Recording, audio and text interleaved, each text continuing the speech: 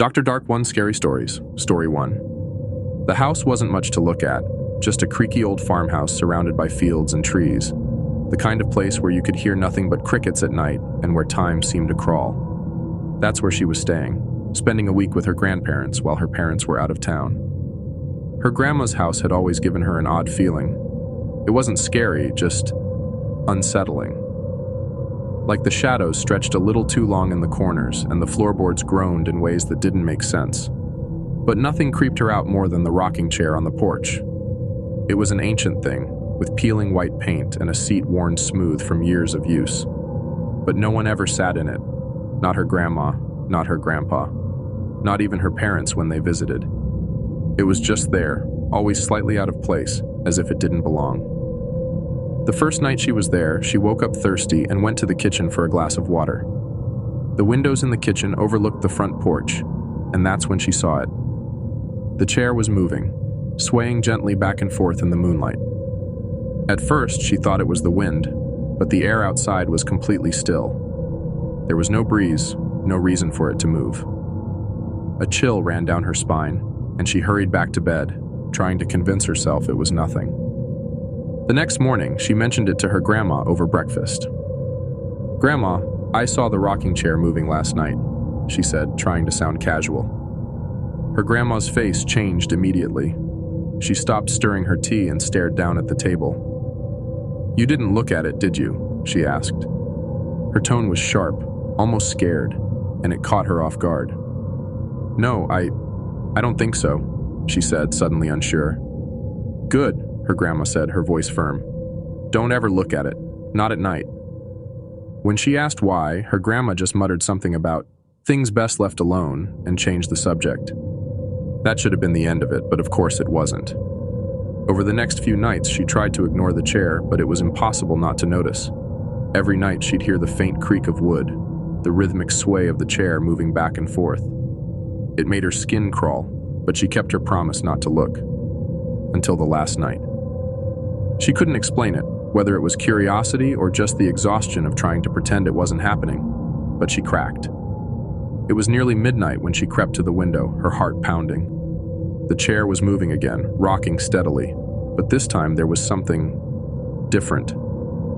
It wasn't empty. She could barely make out the figure sitting in it, a shadowy shape hunched over, its head tilted at an unnatural angle. It looked like it was staring straight ahead, but then it turned. It didn't move like a person. It was slow, jerky, and wrong, like something struggling to remember how to use a body. And then it looked at her. She froze. She couldn't breathe, couldn't blink, couldn't move as the thing in the chair stared back at her. She didn't even realize she was screaming until her grandma burst into the room, slamming the curtains shut. "What did you do?" her grandma shouted, shaking her by the shoulders. I just looked," she stammered, tears streaming down her face. Her grandma didn't say anything else. She just hugged her tightly and whispered, "I told you not to look. Now it knows you're here." The next morning, her grandma was unusually quiet. They didn't talk about what had happened, but she noticed her grandma sprinkling some kind of powder around the house, muttering under her breath. When her parents came to pick her up, she was relieved to leave. But as the car pulled out of the driveway, she couldn't help glancing back at the house. The chair was still. And then, just as they turned onto the main road, she thought she saw it rock once, slowly, almost like a wave goodbye. Story 2. When I was 10, I spent a week at my grandparents' farmhouse. It wasn't my first time staying there, but this trip stuck with me because of the room. They had this one bedroom at the end of the hall that was always locked. I'd never thought much about it before, but for some reason, that week, I couldn't stop noticing it.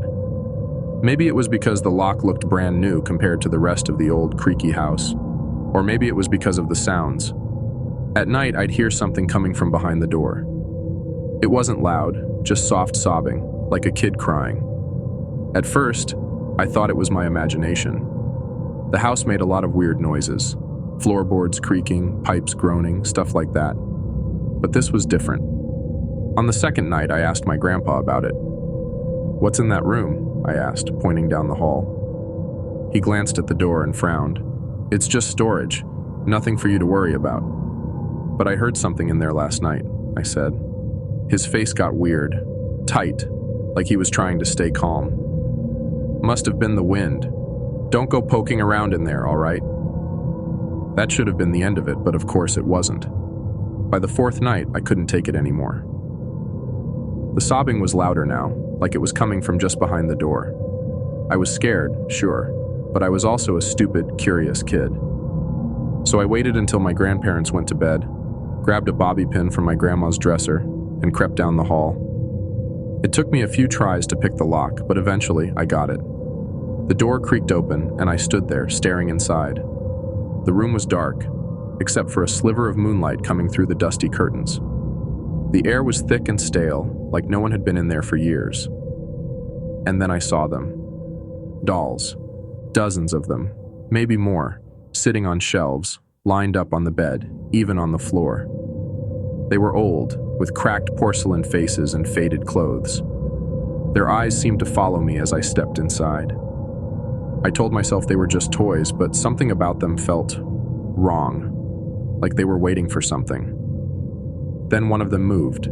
It was a tiny thing, sitting on a shelf by the window. Its head turned, just slightly, and its cracked lips parted. "Don't go," it whispered. I stumbled back, slamming into the door. My heart was pounding and my throat felt dry.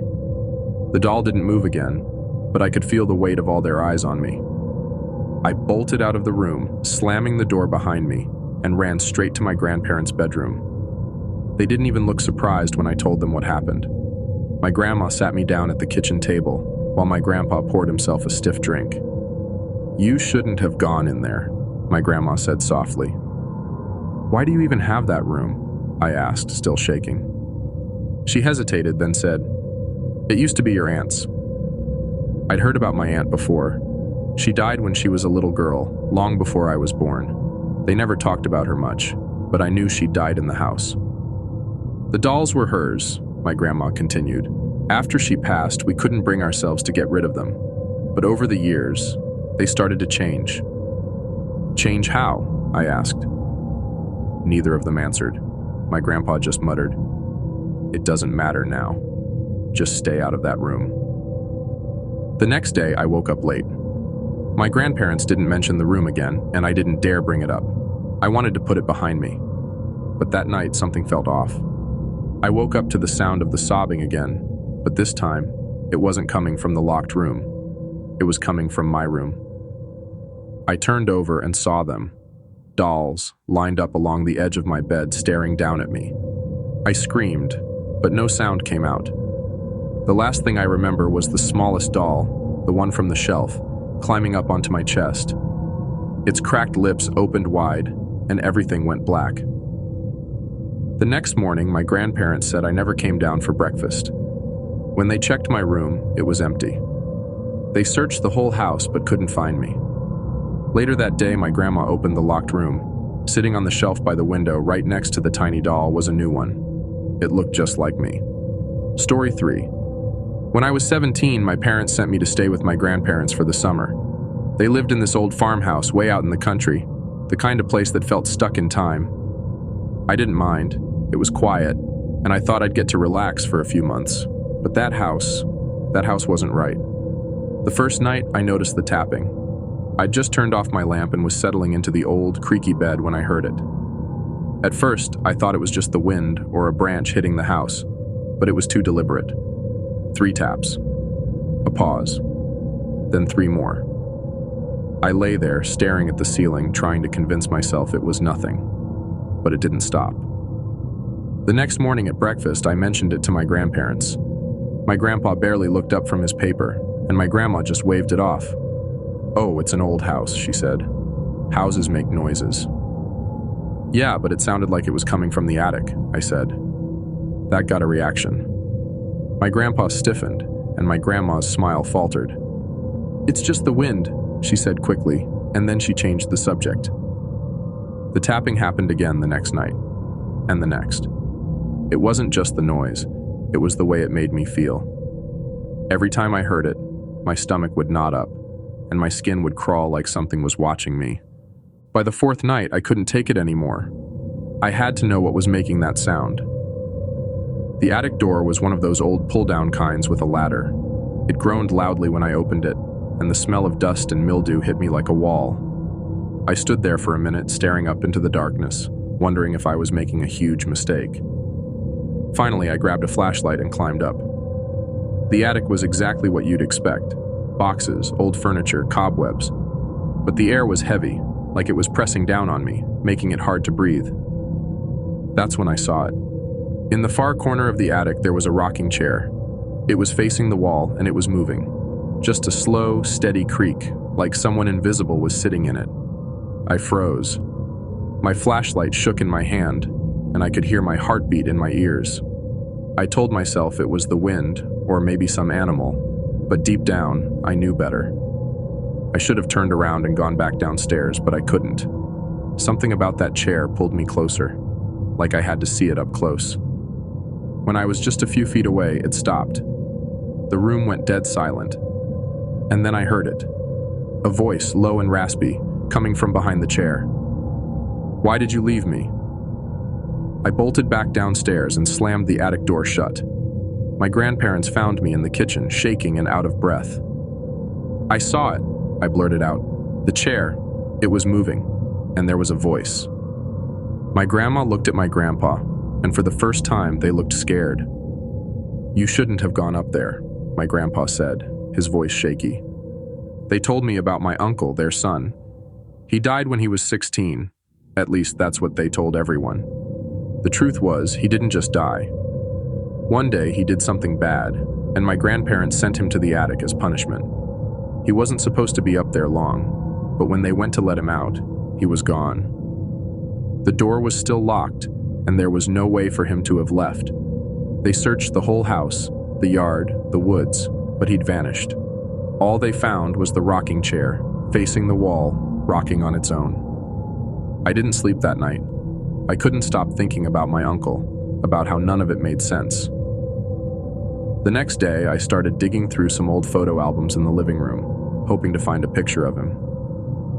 When I finally did, my stomach dropped. He looked exactly like me. Same eyes, same hair, same everything. It was like looking in a mirror. That night, the tapping started again, but this time it wasn't coming from the attic. It was coming from my closet. I lay there, paralyzed, staring at the door as it creaked open on its own. Inside, the darkness seemed to stretch forever, and from that darkness I heard the voice again. "You're staying this time." The next morning, my grandparents found my bed empty. The attic door was wide open and the rocking chair was moving. And in the family photo album, there was a new picture, a faded black and white photo of me, sitting in that chair, staring straight ahead.